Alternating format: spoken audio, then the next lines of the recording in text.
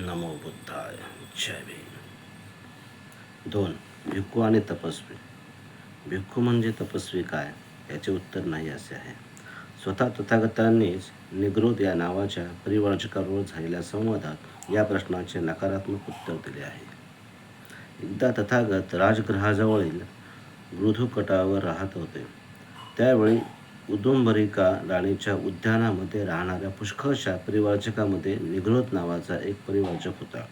त्या सुमारास तथागत मृदकुटावरून उतरून सुमगंधा नदीच्या काठावर ज्या ठिकाणी मोरांना दाणे घालीत तिथे मोकळ्या हवेत संक्रमण करीत होते. त्यावेळी निग्रोधाने तथागतांना एरझऱ्या घालताना पाहिले. तेव्हा तो आपल्या परिवारजक अनुयायांना म्हणाला, कृपा करून शांत राहा. श्रमण गौतम सुमगंधेच्या तीरावर आहेत. त्याच्या सांगण्यावरून सर्व परिवारजक स्तब्ध राहिले. नंतर तथागत परिवारजक निग्रोधाजवळ गेले. निग्रोध त्यास म्हणाला, तथागत या, मी आपले स्वागत करतो. आपण येथे आगमन करण्याचा निश्चय करण्यापूर्वी पुष्कळच विचार केला असावा. या, इथे सिद्ध असलेल्या आसनावर आपण बसावे.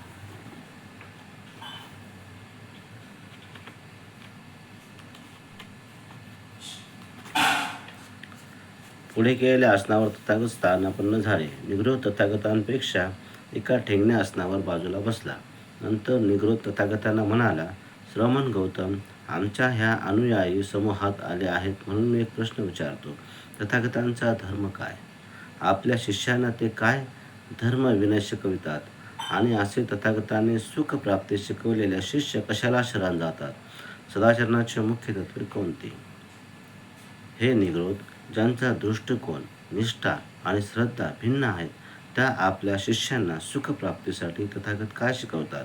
त्यांचे अंतिम शरण्य काय आणि त्यांची सदाचरणाची मुख्य तत्त्वे कोणती? हे विनाभ्यास विनाशिक्षण समजणे कठीण आहे.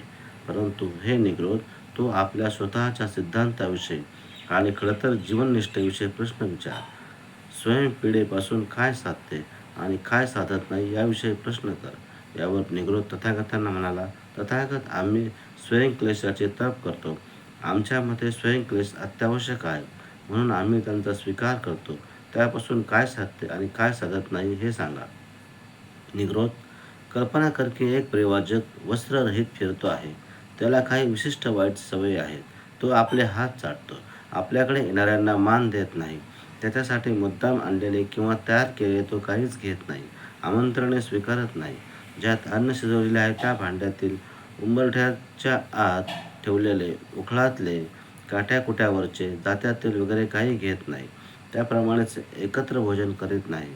करीत असलेल्या 2 माणसांचे, गर्भवती स्त्रीचे, बाळंतणीजवळचे, संभोगवत स्त्रीजवळचे, दुष्काळातले कुत्र्याजवळ असला तर तेथले, ज्या ठिकाणी माश्या घोंगावत आहेत तेथले अन्न तो स्वीकारत नाही.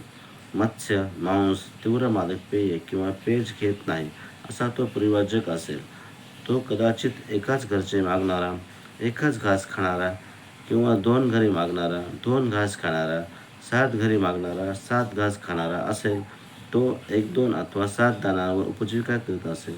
तो प्रति दिवशी एकदाच किंवा 2 दिवसातून एकदा किंवा 7 दिवसातून एकदा अन्नभक्षण करीत असेल. अशा रीतीने नियमांप्रमाणे अर्ध्या महिन्यांच्या अंतराने अन्न सेवन करण्याची त्याची पद्धत असेल.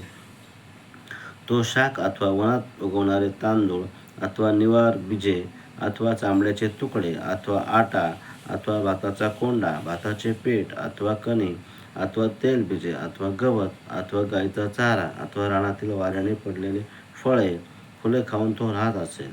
तो जाडीभरडे तागाचे कापड अथवा प्रेतावरून फेकून दिलेल्या चिंध्या अथवा तिरीटा, झाडांची वल्कले अथवा काळविटाची कातडी अथवा कुशतंतू अथवा मनुष्य केसांपासून अथवा घोड्यांच्या केसांपासून बनवलेली कांबळे अथवा कुबडाच्या पिसांपासून बनवलेले कपडे वापरत असेल.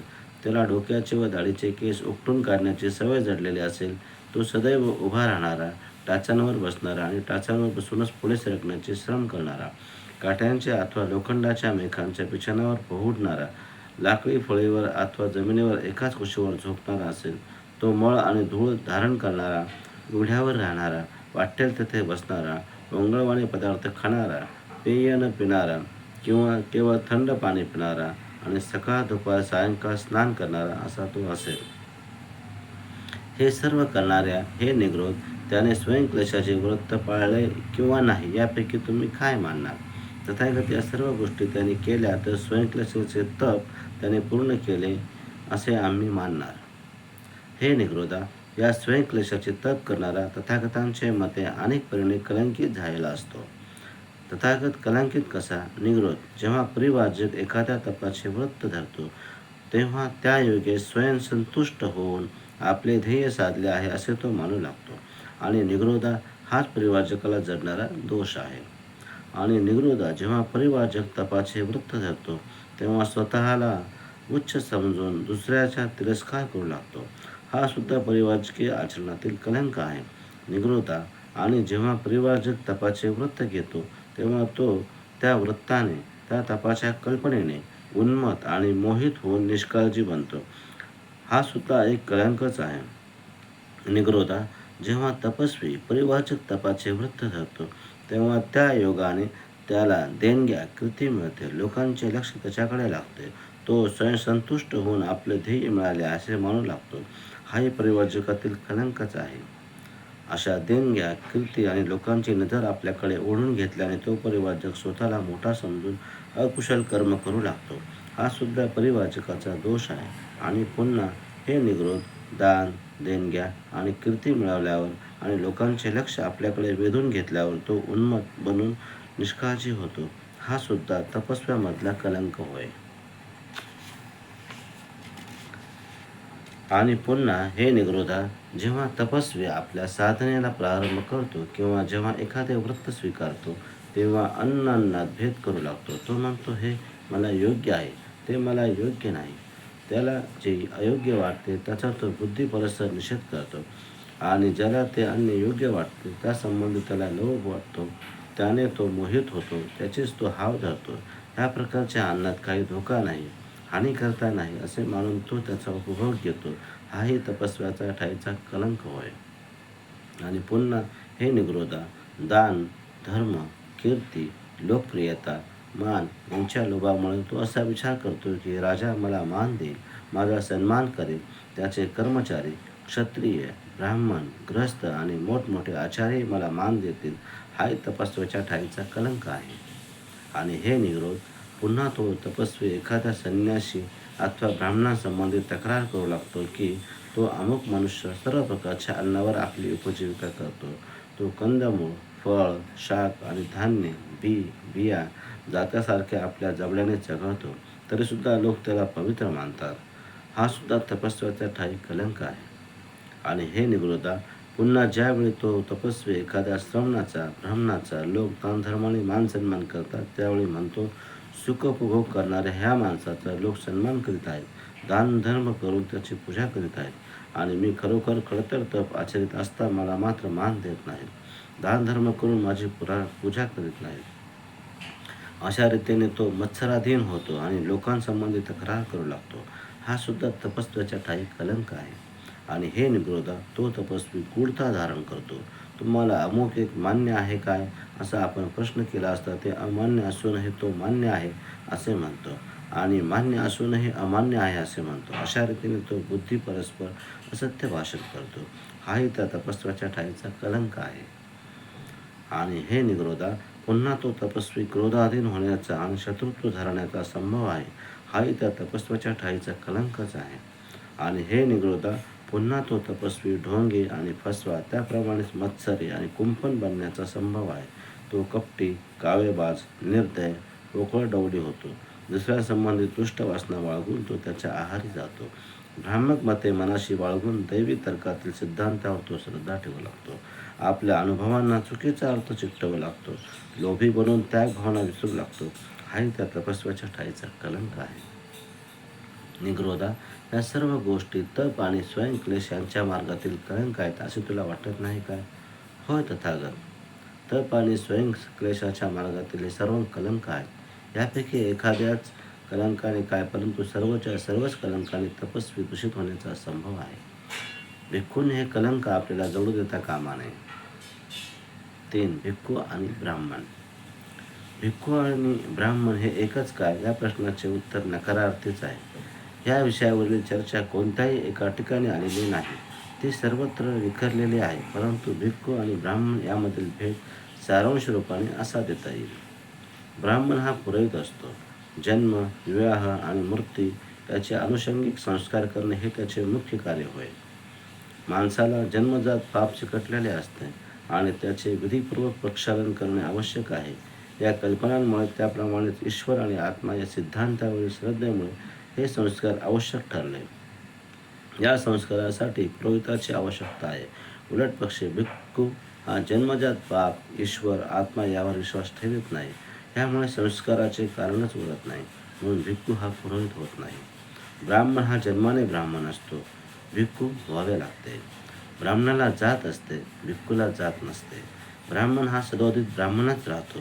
कोणत्याही गुन्ह्याने वा पापाने ब्राह्मणांचे ब्राह्मणत्व लोप पावत नाही. परंतु भिक्खू एकदा भिक्खू झाल्यावर नेहमीच भिक्खू राहील असे नाही. भिक्खू हा स्वयं आचरणाने भिक्खू होत असतो. जर त्याचे वर्तन भिक्खूपणाला योग्य नसेल तर त्याचे भिक्खुत्व हिरावून घेतले जाऊ शकते. ब्राह्मण व्हायला मानसिक अथवा नैतिक शिक्षणाची आवश्यकता नाही. त्याच्याकडून केवळ अपेक्षा केली जाते ती ही की त्याला आपल्या धर्मविधीची माहिती असावी. भिक्खूची परिस्थिती याच्या अगदी उलट आहे. मानसिक आणि नैतिक शिक्षण हे त्याच्या जीवनाला रक्तासारखे आवश्यक आहे. ब्राह्मणाला स्वतःसाठी वाटेल तितकी मालमत्ता जमवण्याची सवलत आहे, भिक्खूला मात्र तसे करता येत नाही. हा दोहोंतील भेद लहान सहान नाही. मालमत्ता ही माणसाच्या मानसिक आणि नैतिक स्वातंत्र्याला मर्यादा घालून त्याच्या आचार विचारांना नियंत्रित करते. ती आचार विचारांमध्ये संघर्ष निर्माण करते. म्हणून ब्राह्मण परिवर्तनाच्या विरुद्ध असतात, कारण परिवर्तन म्हणजे हा त्यांच्या बाबतीत अधिकार व संपत्तीचा नाश ठरतो. भिक्खू हा संपत्तीरहित असल्याने तो मानसिक व नैतिकदृष्ट्या स्वतंत्र असतो. प्रामाणिकपणा आणि सत्शरी यांच्या आड स्वार्थी हेतू त्याच्या बाबतीत तरी येऊ शकत नाही. ब्राह्मण ही जात असली तरी प्रत्येक ब्राह्मण ही स्वतंत्र व्यक्ती आहे. कोणत्याही धार्मिक संघटनेच्या नियमाने तो बांधलेला नाही. आपले नियमन तो आपण स्वतःच करणारा. आपल्या जातीशी तो ज्या सामान्य हितसंबंधाने बांधलेला आहे तो हिते अगदी भौतिक असतात. उलटपक्षी भिक्खू हा सदैव संघाचा एक घटक असतो. संघाचा घटक असल्याशिवाय कोणी भिक्खू असू शकेल हे शक्य नाही. भिक्खू हा स्वतःचे नियम स्वतःसारखे करीत नसून तो संघाने नियंत्रित असतो. संघ ही एक धार्मिक संघटना आहे. 4. भिक्खू आणि उपासक. धम्मामध्ये भिक्खूचा धम्म आणि उपासकांचा धम्म यात विशेष भेद करण्यात आला आहे. भिक्खू हा लैंगिक अलिप्ततेला बांधलेला आहे. ही गोष्ट उपासकाची नाही, त्याला लग्न करता येते.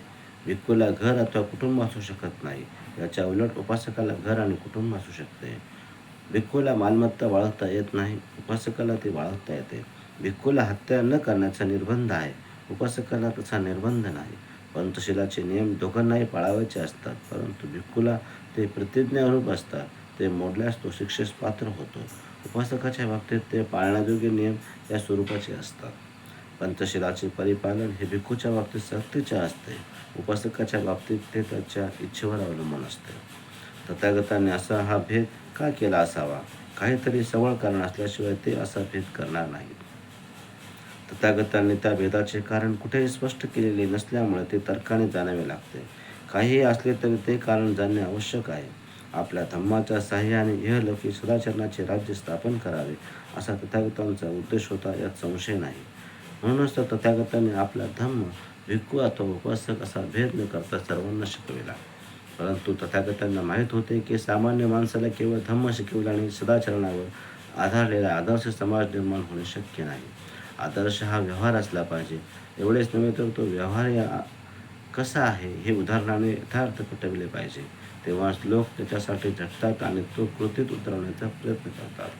ही अशी झटण्याची वृत्ती निर्माण करण्यासाठी आणि सामान्य माणसाला हा आदर्श अव्यवहार्य नसून व्यवहार्य आहे हे पटवण्यासाठी त्या आदर्शानुसार वर्तन ठेवण्याचे समाजाचे चित्र सामान्य माणसापुढे ठेवणे आवश्यक आहे. संघ म्हणजे तथागतांनी शिकवलेल्या धम्माचे आचरण करणाऱ्या समाजाचा नमुना आहे. म्हणूनच तथागतांनी भिक्खू आणि उपासक यांच्यामध्ये भेद केला. भिक्खू म्हणजे बुद्धाचा आदर्श समाजाचा मार्ग दाखवणारा प्रकाश, मशालधारक आणि शक्यतो त्या भिक्खूच्या पावलावर पाऊल ठेवून जाणे हे उपासकाचे काम आहे. दुसऱ्या एका प्रश्नाचे उत्तर देणे आवश्यक आहे आणि तो प्रश्न म्हणजे भिक्खूंचे कार्य काय. भिक्खूने केवळ व्यक्तिगत साधनेला वाहून घ्यावायचे की त्याने लोकांना मार्गदर्शन करून त्यांची सेवा करावायची. त्याने दोन्ही कार्य केली पाहिजेत. व्यक्तिगत साधनेशिवाय तो मार्गदर्शनास लायक ठरत नाही. म्हणून तो स्वतः प्रथम संपूर्ण सर्वश्रेष्ठ धार्मिक ज्ञानसंपन्न अशी व्यक्ती असली पाहिजे. यासाठीच त्याने व्यक्तिगत साधना करण्याचा सतत प्रयत्न केला पाहिजे. भिक्खू गृहत्याग करतो, परंतु तो जगापासून निवृत्त होत नाही. गृहत्याग करण्याचा त्याचा हेतू ज्यांना ग्रहासंबंधी आसक्ती वाटते, परंतु त्यांचे जीवन दुःख आणि दैन्य यांनी व्याप्त असून ते असह्य असतात, अशा ग्रहस्थांची किंवा अशा लोकांची सेवा करण्याची संधी व स्वातंत्र्य मिळावे हा असतो. धम्माचे मूलतत्व करुणा हे आहे आणि त्या तत्वानुसार प्रत्येकाने प्राणीमात्रावर प्रेम केले पाहिजे आणि त्याची सेवा केली पाहिजे. भिक्खू करुणेच्या परिपालनास अपवाद नाही. भिक्खू धार्मिक संस्कारात कितीही परिपूर्ण असला तरी तो मानवजातीच्या दुःखाबाबत उदासीन असेल तर तो भिक्खू या संज्ञेला पात्र ठरत नाही. त्याला इतर काही संज्ञेने संबोधता येईल, पण भिक्खू या संज्ञेने नाही. नमो बुद्धाय. जय भीम.